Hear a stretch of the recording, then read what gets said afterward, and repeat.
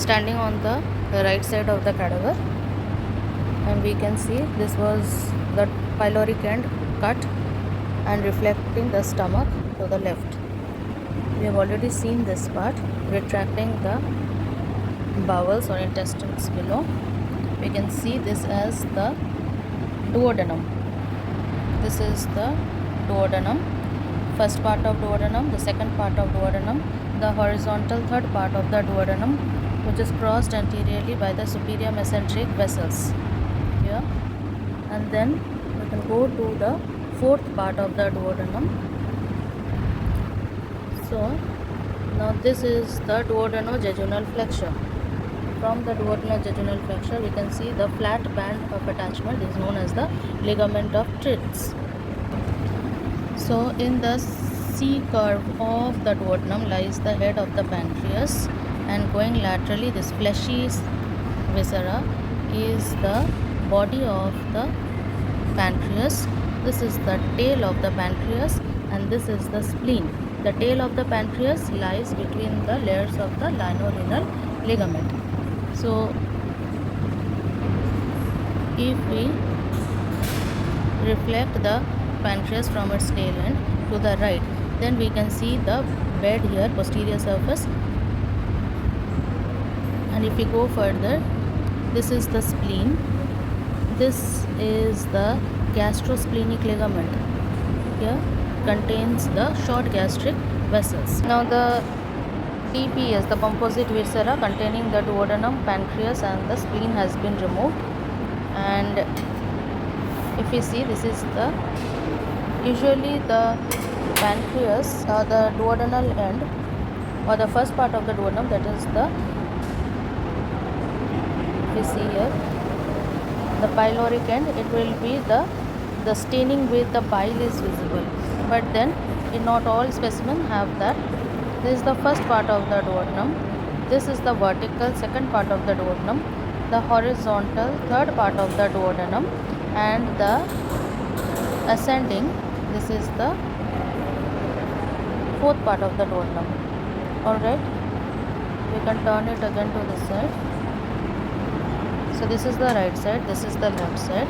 Once again, this is the first part of duodenum, second part of duodenum, third part of duodenum, and the fourth part of the duodenum.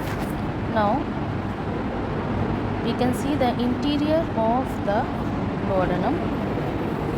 If we have opened up the interior of the duodenum and see 10 cm distal to the pylorus, here is the major duodenal papilla. We see the opening at the south of the ampulla of Bitter.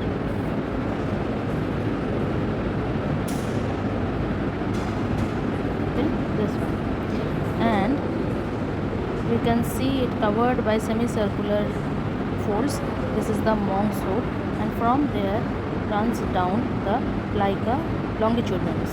So this plica longitudinalis, this is the major duodenal papilla, plica semicircularis, and the complete circular, permanent circular folds, these are the plica circularis.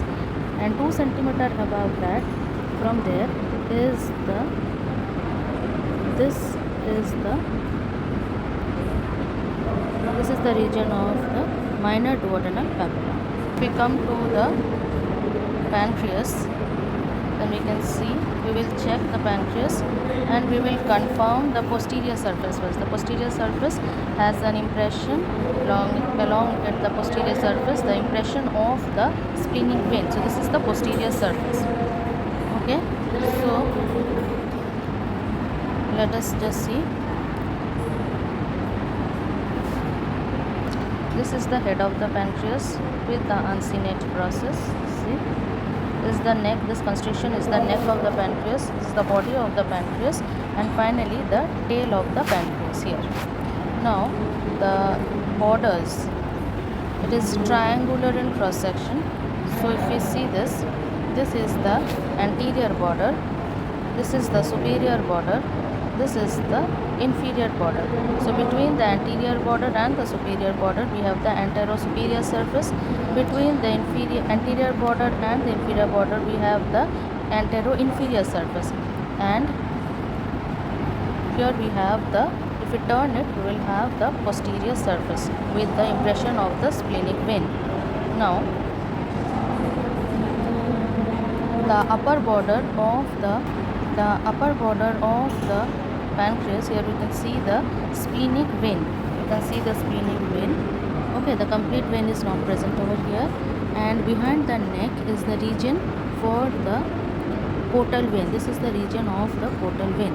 Now if we come to the spleen, okay, so